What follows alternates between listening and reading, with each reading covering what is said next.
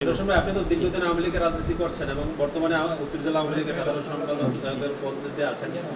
এই যে আপনি ভোটে অনিয়মের ব্যাপক অভিযোগ করলেন, এই দায় টাকা নির্বাচন কমিশন কি সুষ্ঠু নির্বাচন করতে ব্যর্থ হয়েছে না অন্য কিছু? আমি এটা কোনদিন প্রশ্ন করছেন, তারপরেও বলি ভাই, আমাদের যে স্থানীয় নির্বাচনটা যেভাবে হয়, আমাদের আজকে যা দেখলাম, আপনারা যদি কোনো জায়গার ভিডিও চিত্র থাকে, যারা ভোটার তারা না থেকে পিচ্ছি পিচ্ছি বলেন, যারা ভোটার হয় না এটাই দেখছি বেশিরভাগ, এরাও দেখি যে ভোট দিছে। এটা আসলে আমাদের দেশের কালচারটা কেমন জানি একটা একটু নোংরা নোংরা ভাব দেখছি। তারপরে যেহেতু আমরা গভর্নমেন্ট আমার একটি দেশ চালায়, আমি বলবো যে এখানে আমাদের কিছু সঠিকভাবে সঠিক ওয়েতে আমরা থাকতে পারতেছি কিনা বা আছি কিনা, এটা আপনারা যারা সাংবাদিক ভাই আছেন তাদের কাছে আমার যে আসল সঠিক বিচারটা আপনাদের লেখনীতে আমাদের একটা রাস্তা বের হবে আশা করি।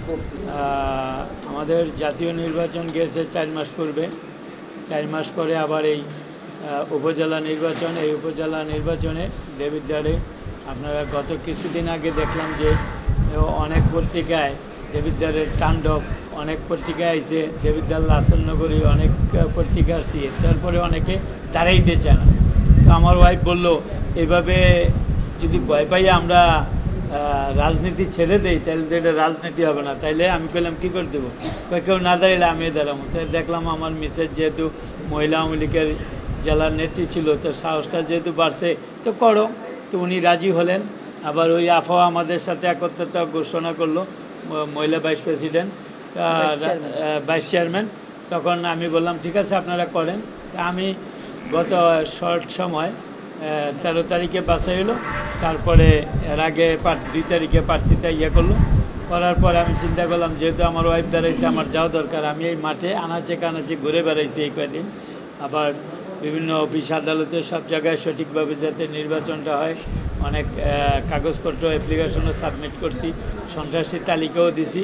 তো যাই হোক, আজকে নির্বাচন সকাল থেকে আমরা 6টায় আমি ঘুমের তুইটা বেরিয়ে গেছি নামাজ পড়ে। আমি প্রথম গিয়েছি যেখানে, এটা হলো কেন্দ্রে, এখানে আমাদের দেবিদ্বারে পৌরসভায় হামলাবাড়ি কেন্দ্রে কী হয়েছে, ক্যান্ডিডেট আর যারা এজেন্ট ছিল তারা বলে আমাদেরকে মামা যাইতে দেয় কেন, ওইটা আমার আত্মীয় হয়, কেন যাইতে দেয় না? বা আমি ওখানে গেলে নাকি তাদের অসুবিধা হবে। আমি আর কই আরও কয়েকজন আছে, আমাদেরকে যাইতে দেয় না। আমি কই গাড়ি তুটো। তা আমি গেলাম হামলাবাড়িতে দিয়ে আসলাম।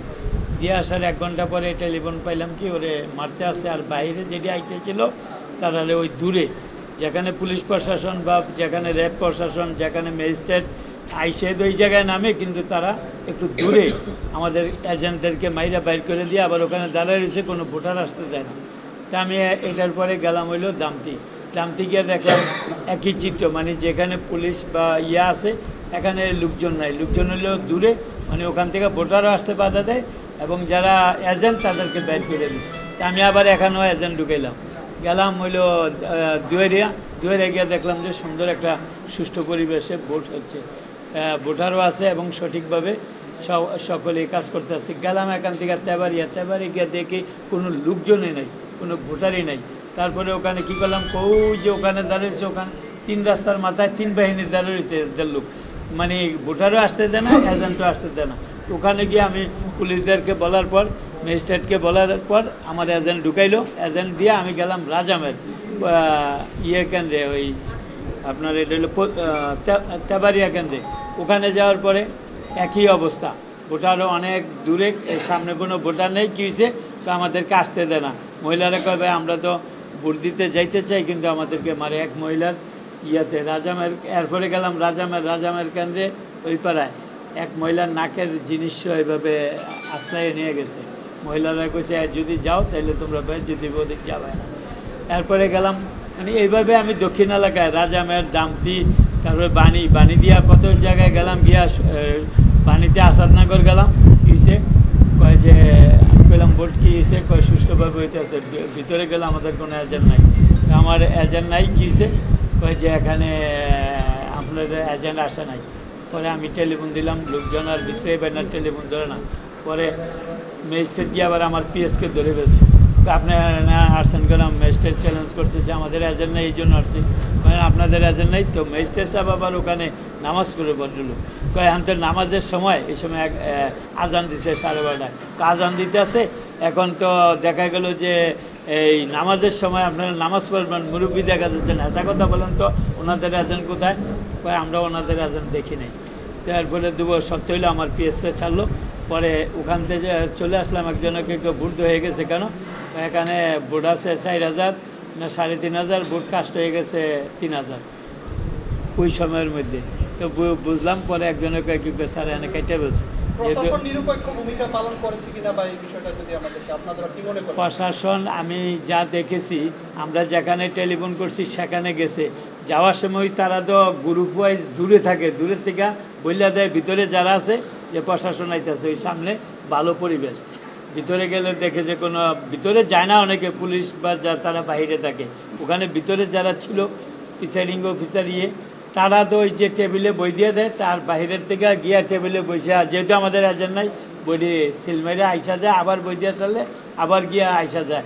ওই টাইমে তারা বাচ্চা নিচ্ছে যে যখনই প্রশাসন, ম্যাজিস্ট্রেট অথবা পুলিশ অথবা র্যাব তারা আসবে, তখন কোনো গ্যাঞ্জাম করা যাবে না।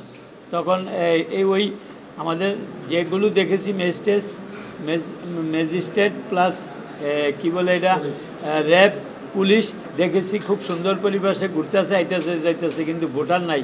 কিন্তু যখনই আমরা চলে যাই একটু দূরে, তখনই কাটা শুরু, তখনই টেলিফোন আইয়ে যে আমাকে মারছে এজেন্ট বলে, আমাকে মাইরা বাইর করছে।